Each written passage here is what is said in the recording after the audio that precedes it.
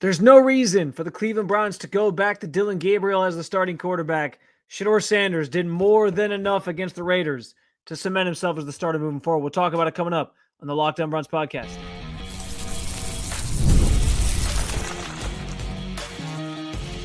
You are Locked On Browns, your daily Cleveland Browns podcast. Part of the Locked On Podcast Network, your team every day. What's up, Dog Pound? I'm Spencer German, your host of the Locked On Browns podcast. I'm proudly covering your Cleveland Browns each and every single day in the land and on the road. Shedeur Sanders did more than enough to keep the starting quarterback job for the Cleveland Browns moving forward the rest of the season. No more fighting. We're all on the same team here, and Myles Garrett is coming for that record. I do want to thank you for being an everydayer with the Locked On Browns podcast, making us your first listen every single day. Remember, you can find Cleveland Browns content with Locked On Browns every week, Monday through Friday, guaranteed. And today's episode is brought to you by PrizePicks. Download the PrizePicks app. Use code LOCKEDONNFL to get $50 in lineups after your first $5 lineup. There is no reason to turn things back over to Dillon Gabriel and make him the starting quarterback of this Cleveland Browns football team beyond this week. Shedeur Sanders, listen, we're going to dissect the performance, more nitty gritty here in a second, but Shedeur Sanders did more than enough, in my opinion, to cement himself as the starting quarterback of this football team for the foreseeable future. Listen, maybe like he doesn't end up being the franchise quarterback. We're going to find that out. But at the very least, he is owed a chance to start next week and see if he can keep this job for the rest of the year so that you get a read on what he is, because he showed you some stuff tonight that should leave everybody within the Browns fan base, within the Browns organization, extremely intrigued about the prospects of him being your starting quarterback moving forward. Sanders was 11 of 20. I get it, not the best completion percentage, 55%. 209 yards, 1 touchdown, 1 interception. I know what people are going to say. 66 yards of that came on a screen pass. His touchdowns came on a screen pass. It counts the same. And that's what I think is important here with Shedeur. He did what he needed to do within the structure of the offense that was being called for him, within the structure of the offense that the Browns built for him during a week of practice, that they were trying to sort of prepare him for his first start and give him all those first team reps. And he functioned in it very effectively and efficiently. And what I loved about it was, yes, he functioned within the offense that they designed for him. But guess what? There were a few plays and a few times, and we're going to talk about these plays. There was a few plays and a few times where he went off script, and he did what he tends to do. And when the lights get brightest, go out there and make something happen, make a big play, have that spark for the offense. He did that. He put his own twist on into what they were sort of calling for him and how they were trying to sort of play things safe. He had that beautiful, and this was the play of the game without question, beautiful 52-yard pass to Isaiah Bond, where it was 3rd and 8, end of the first quarter. Raiders bring a blitz, a gap up the middle, and he senses it immediately, gets out of the pocket to his right, and throws an absolute dot to Isaiah Bond, who had snuck behind his defender, streaking towards the sideline, catches it up at the 10, takes it to the 1, 52 yards, a bomb, an absolutely beautiful pass. And I'm going to tell you, the reactions on the sidelines, the picture that went around from the Browns social media accounts of Myles Garrett with his eyes basically like popping out of his sockets and his hands on his head, like, what did I just see? And he talked after the game about how there's not a lot of quarterbacks in this league that can make that throw. There's just not a lot of quarterbacks in this league that can make that throw. I mean, listen, guys, it was about as perfect as a play as you would get. And at the time, it was the longest pass play of the season for the Browns. Shedeur finished this game with the 3 longest pass plays of the season in total for the Cleveland Browns, including that 66-yard screen pass. I get it. It's a screen. I know people are going to knock that, but it was a big play. It was big play after big play after big play. And you felt like the offense was actually a modern day offense for as bad as this unit has been all season. And they've turned offense back to the Stone Age with this unit. Like today, they looked like they could function and compete and play in the year of our Lord 2025. It was awesome to see. And I think that's what that reaction is from Myles. It's the reaction of seeing something that you just haven't seen ever or seen in a really long time, and you hadn't seen it in a really long time. 3 biggest pass plays of the season, all from Shedeur Sanders. That's not a coincidence. there was also just an energy about the way that unit functioned today. I'm not going to sit here and tell you it was like worlds better than previous, weeks. They still had a bunch of 3-and-outs. They still punted a ton. There were still a lot of mistakes. He actually had another really good pass play to Jerry Jeudy for 39 yards, which I'm assuming is the other long one that was the third longest of the season. That he was still he was making even more happen on it, and he kind of lost track of where he was. And then Jeremy Chin came and knocked the ball out, and he fumbles, and the Raiders recover, and that killed a drive that you had a promising sort of start to, where it looked like you were going to be able to sort of put yourself in position to score. Like, the plays didn't stop. It was there was this energy that he brings with him, and that it's this infectious energy and confidence that he brings with him. And the offense as a whole played better around him. The offensive line played their best game of the season. And I get it, like, it's the Raiders, but they still have Max Crosby, and they limited him to the best of their ability. Shedeur sensed things better. He was making some big time throws. Like, this was, I'm not going to sit here and tell you it was an elite level performance.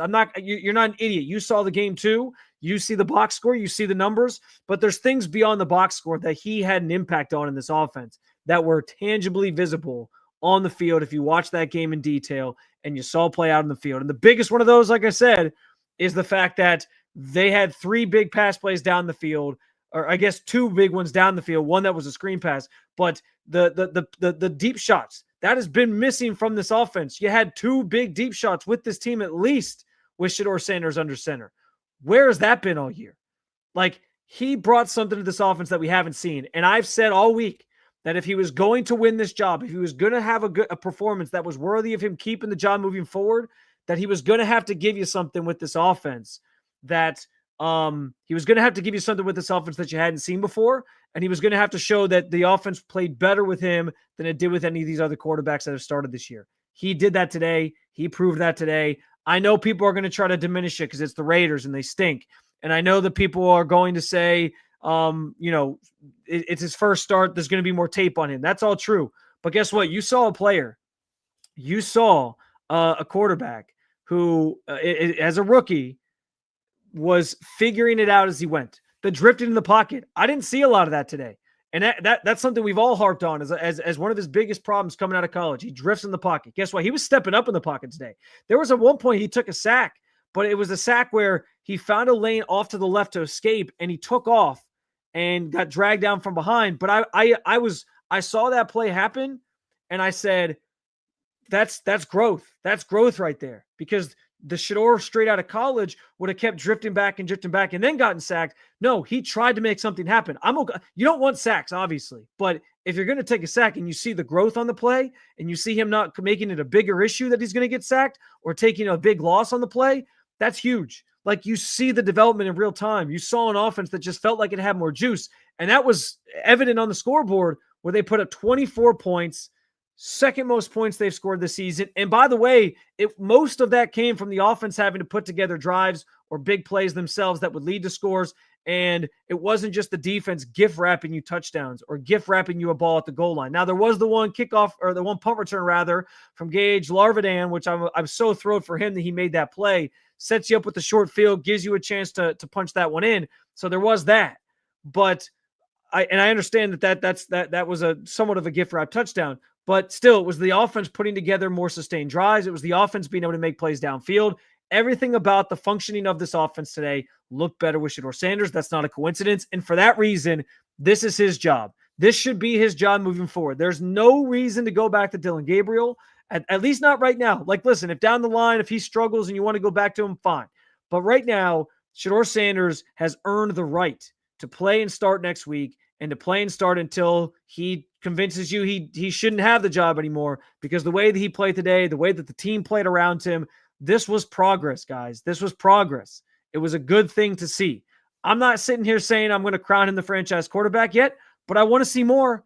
And there's not really much else that we need to learn about Dillon Gabriel in his rookie season right now. I'd rather learn a lot more about Shedeur Sanders, who I saw today put on a performance that I think was intriguing at the very least, and should have people feeling like there's more to this that's worth seeing. Give him next week at the very least, make him the starter, and it's his job, in my opinion, from here on out to be able to see what else he can do as the starting quarterback of this football team with more reps under his belt. With that said, I know that this is a controversial topic. I know there's going to be some comments in here that are probably on the negative side of things, and I get it. It's part of being a fan. But I want to take a second to just say, this doesn't have to be as divisive as people have made it out to be with Shedeur Sanders, and it doesn't have to be divisive from this point forward. Everybody who cheers for this team is on the same team. We'll talk about it coming up on the Locked On Browns podcast.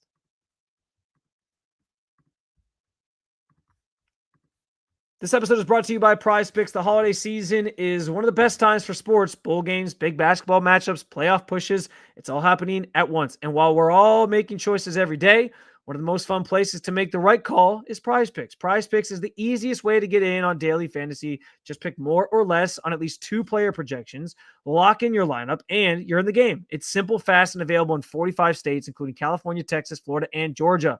Creating a lineup takes less than a minute, and the app makes the whole process smooth and intuitive. And the new stacks feature lets you choose the same player up to 3 times in one lineup, like more on a QB's passing yards, touchdowns, or rushing yards. Plus, if one of your players leaves with an injury, the injury reboot feature will actually save your lineup from a loss as well. Download the PrizePicks app today. Use code LOCKEDONNFL for $50 in lineups after you play your first $5 lineup. That's code LOCKEDONNFL to get $50 in lineups after you play your first $5 lineup. PrizePicks, it's going to be right.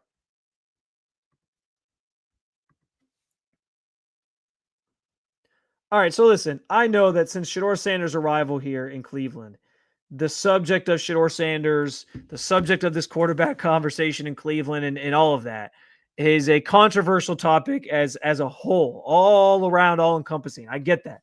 And there's plenty of people who I actually think it was interesting. Shedeur Sanders, one of his first answers tonight after the game, was basically alluded to the fact that he knows there's a lot of people rooting against him.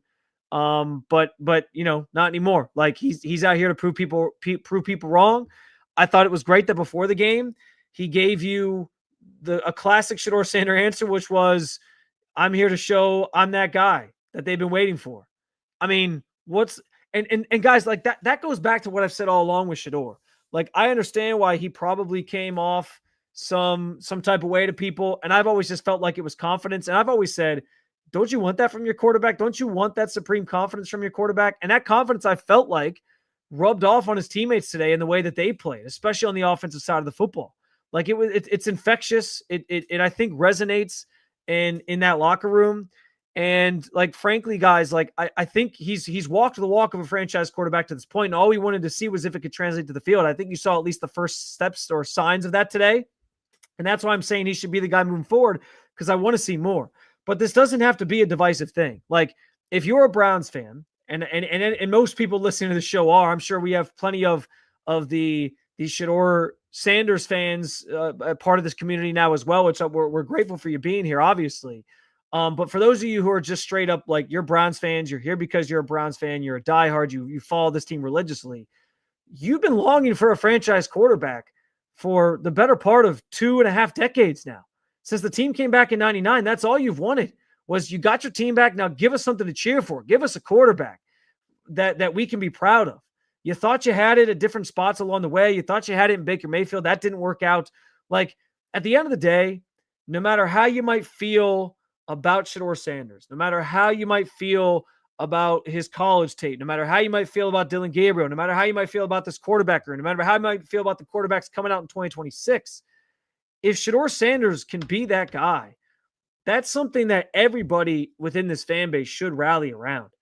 People should be like today should be an exciting moment in time for Browns fans, because if this is the beginning of Shedeur Sanders cementing himself as the quarterback that this team has been waiting for, like, that's an exciting thing. That's so exciting. Like Browns fans, and those of you, I'm already seeing in the comments, like, people saying, I'm here for Shedeur, I'm here for Shedeur. And that's great. Like I said, I'm glad you're part of this. I want you to be here. I appreciate you following along with the show and following along with his journey through our show. It means the world to me. But like, for those who maybe are outsiders and don't realize, like, Browns fans have waited a long time for this. So as divisive as the topic has been throughout this season and the off season and everything leading up to this point, and as divisive as it still might be, especially if Kevin Stefanski goes back to Dylan Gabriel, like, the idea that Shedeur put on the performance he did today, and gave you something you hadn't seen from the offense, and that maybe there's some meat on that bone that maybe even you weren't accounting for.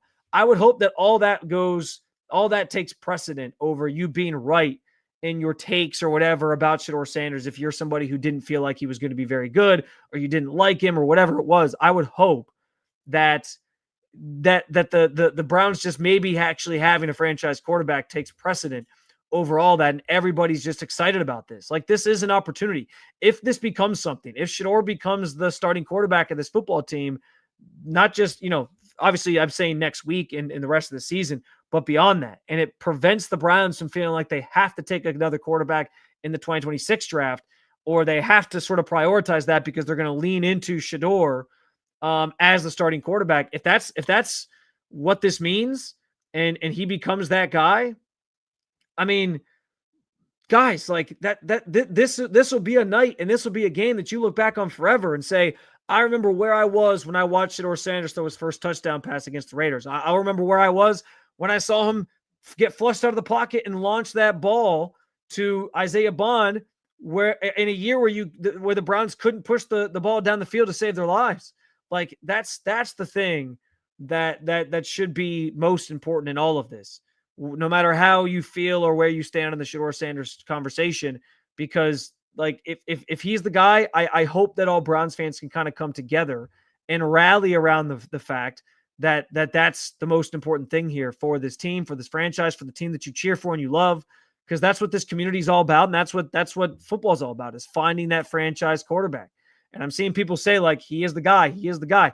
I think today, if you're still somebody who's skeptical, and you're going to be that person who throws out the questions like, hey, it's the Raiders, they're bad, let's see what he does next week against the 49ers. Those are all valid. It's a valid point. Like, yeah, one game does not make a career. He's got to continue to do it. He's got to continue to show some things. He's got to continue to grow. He's going to have to do it consistently. And as more tape is out there, teams are going to start to key in on certain things. How does he adjust when they adjust to him? Those are all the things that have to kind of happen from here.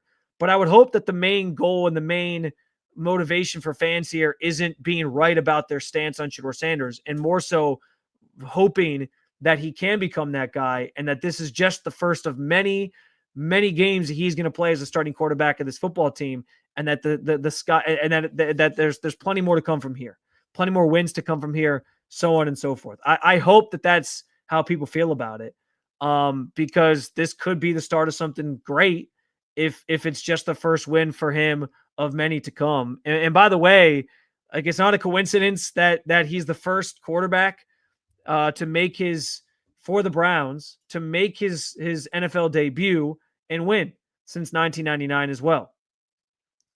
Previous 17 were all over.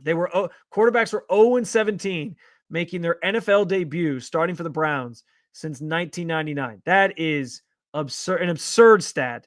And he made it 1-17 tonight with this win against the Raiders. Again, I think the point here is you saw enough to be intrigued and want to see more, and want to feel like maybe there's hope that the Browns have a potential quarterback of the future here in this player. But we got to give it time, and we got to see how it sort of progresses moving forward, which is why, again, I'm saying he's got to be the starting quarterback for this team moving forward. There's no sense in going back to Dillon Gabriel. He brought something to this offense that you just hadn't seen. And I think that's the main thing I was looking for him to sort of win that job, was, can they score more points than before? Can they do some things that the offense hadn't done? He accomplished and checked all those boxes. He should be the guy moving forward. And I hope Browns fans are excited about the possibilities that comes with, and that there could be more to come from this player, from Shedeur, and that he could end up being the guy that sort of solidifies the position. We'll see. The story is not completely written yet, but the first chapter, man, was it exciting to watch what he did on Sunday and see in real time the progress being made. And hopefully it's just the first step of many in that journey for him. We'll have plenty more to talk about with Shedeur Sanders this week, of course, especially as Kevin Stefanski comes to whatever decision he's going to make about the quarterback position.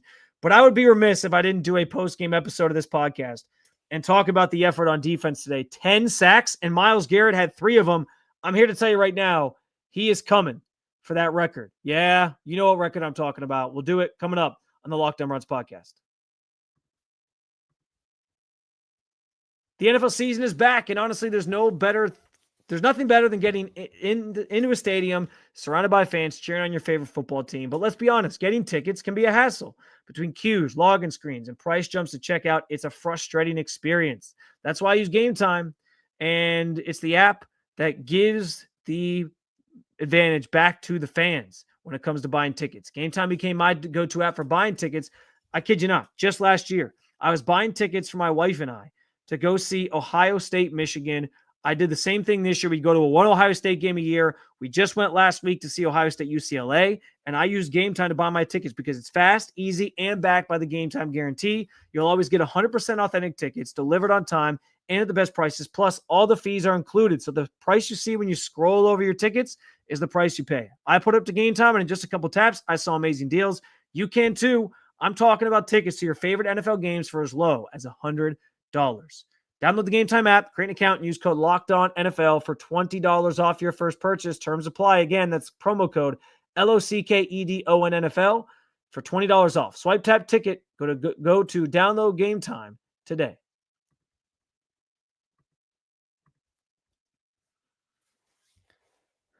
All right, so final part of the conversation here on this post-game edition of the pod. And we spent the first two segments talking Shedeur Sanders, rightfully so. He is the main story tonight without question. But I would be remiss if I didn't highlight the fact that the Browns defense absolutely dominated the Raiders today. And this is why, by the way, on my Friday show, I predicted the Browns to win. And I was almost right with my score. I said 24-13. It was 24-10. Because here's the thing. I didn't know how the Raiders were going to score any points in this game. That came to fruition.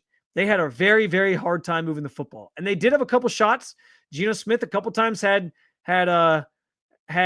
Trey Tucker streaking down behind the Browns defense a couple times, but he couldn't quite get the ball there. And I think a lot of that had to do with the fact that he understood like his internal clock. The Browns were coming quick. That defensive line is so good. He didn't have a lot of time in the pocket. I think that sped things up for him at times and made him miss a couple throws that could have gone for bigger gains or really hurt the Browns on the back end of things. But Myles Garrett had 3 sacks of a 10-sack day by this Browns defense in general. I think the record for sacks in a game is 11. And so they were one shy of that. Sorry. I tried to Google it real quick here, and it was 7 is the record for an individual, but I'm pretty sure 11 is the record. Actually, no, 14. So I was off, but anyway, still 10 sacks. You're nearly, you're 4 off the pace there of what the record is for in a game as a team. And Myles got 3 of them. He now has 13 sacks in his last 4 games, which surpassed Michael Strahan the year that he set the single season sack record for the most in a 5-game span. 14 over a 5-game span is more than the 12.5 that Michael Strahan had over a 12.5 game span the year he set the record in 2001. And so that paves the way for the main point I want to get to here, which is simply that Myles is coming for that record. He's up to 18 sacks on the season now, a new career high, a new franchise record. He needs now just 4.5 more with 6 games to go to break the record. He's on pace for it. He's on pace not to just to get it, by the way. He is on pace to shatter that record and go down as the greatest sacker in a single season in NFL history. And it would be another thing he could put in another feather in his cap, if you will, against TJ Watt, who's been sort of like the antithesis of him throughout his career, with those two being in the same division. Like, just an otherworldly performance from Myles Garrett. And I'm running out of stuff to say. Like, I keep doing topics post game on Myles Garrett because he's ridiculous. And he had 4 sacks last game. He had 3 sacks this game. He had 5 sacks in the New England game several weeks back. Like, he's a remarkable player, a remarkable human, if we even think he's human. And he just continues to make plays for this team. It was nice, by the way, to see his efforts and the efforts of this defense not go to waste today.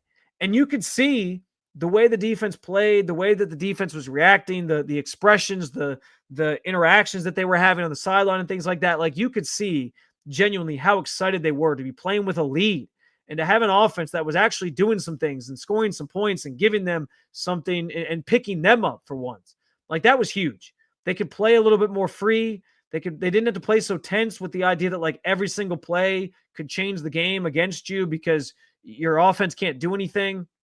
They really like that flipped things on the head on its head completely, that they were able to do that. And I know the Raiders are a bad football team, but again, like it was great to see that the offense for once held up its end of the bargain.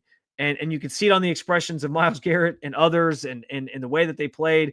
But just a ridiculous stretch that Myles Garrett is on. And I'm glad that it didn't end in another loss, because again, this season for him is trending just in general towards being one of these, like one of the best of all times in a losing year, where people not that it's going to be forgotten. Like if you set the record, you set the record, but it will diminish it, I think, nationally in the eyes of people that it's done in a season where the team accomplishes next to nothing. And so, like to see him rewarded this time and to see him come out with a win and it be sort of this group effort here, I think, allows us to celebrate this a little bit more and feel good about it. The fact that he's on pace to break this record. And I think that's a nice thing for Browns fans here tonight. But I'm telling you right now, I don't know if I have to come up with some sort of wager or bet or some sort of challenge for myself, like a polar plunge like Hugh Jackson did back in the day in Lake Erie. I don't know what it is, but I got to put some sort of bet on him breaking this record, because I feel pretty inclined to like guarantee it's going to happen. The way he's playing this season, and I understand like he downplayed the idea that he's playing the best he ever has, but his teammates have sort of said they think he is, and Jim Schwartz keeps saying like he's got more in him. And Kevin Stefanski's kind of said the same thing.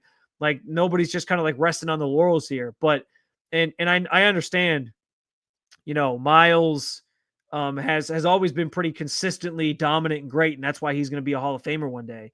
And the numbers speak for themselves over the course of his career. But this year in particular, like he's getting home more than ever, and it's all a testament to that defensive line. Like as much as I'm highlighting Myles again in this game, like again, 10 sacks that's not something he did on his own. Like that is something that is a team effort. And it speaks to, again, this defense as a whole, but this defensive line. I mean, Malik Collins had 2.5 sacks today. Mike Hall had a half sack today. Cam Thomas had a sack today. Isaiah McGuire had a sack today. Like all those guys up front are getting theirs.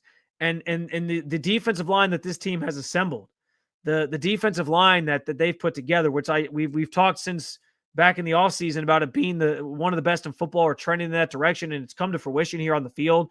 They are a machine, and it's amazing what having a group that is so good, the way that this group is dominant and that play off of each other so well, does to make Myles even better and does just for this defense as a whole. Like they're all so good that it's allowing Myles, like, yeah, you can double Myles, but then Malik Collins is going to get home. And because other guys are getting home, it's the quarterbacks are backing up further, and that allows Myles more time to kind of get around his guy and then get to the quarterback. Like it's all this kind of symbiotic relationship, and they all sort of function together. It's why we talk so much about the Mason Graham pick being a good one.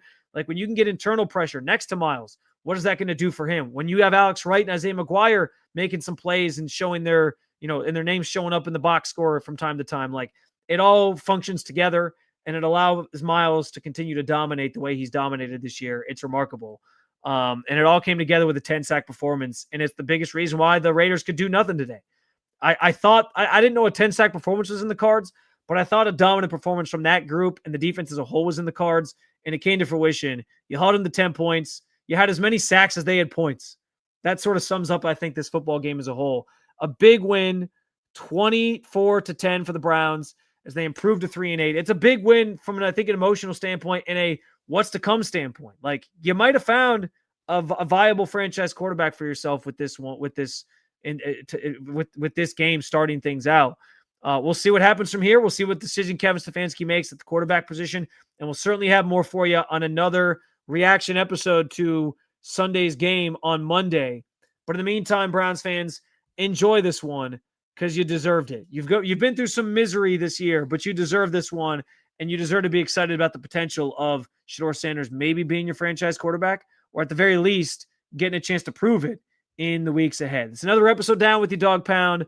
If you liked what you heard, hit that subscribe button. Make Locked On Browns your first listen every day, wherever you get your podcasts, and at the Locked On Browns YouTube channel. Also, check out Locked On NFL with Tyler the Madman Rowland and Tony Wiggins. They got you covered twice a day. You can find it wherever you get your podcast and at the Locked On NFL YouTube channel. I always like to remind you as well, check out Locked On Cavs. They played tonight, and Locked On Guardians. Thank you for being an everydayer at the Locked On Podcast Network, the #1 podcast network. We're really proud of that. I will talk to you again on Monday. Much more to come as we break this game down. Enjoy this one, Cleveland. I'll talk to you then. Yeah, at the end of the day, a quarterback's job is to solve problems. You're going to be tasked 60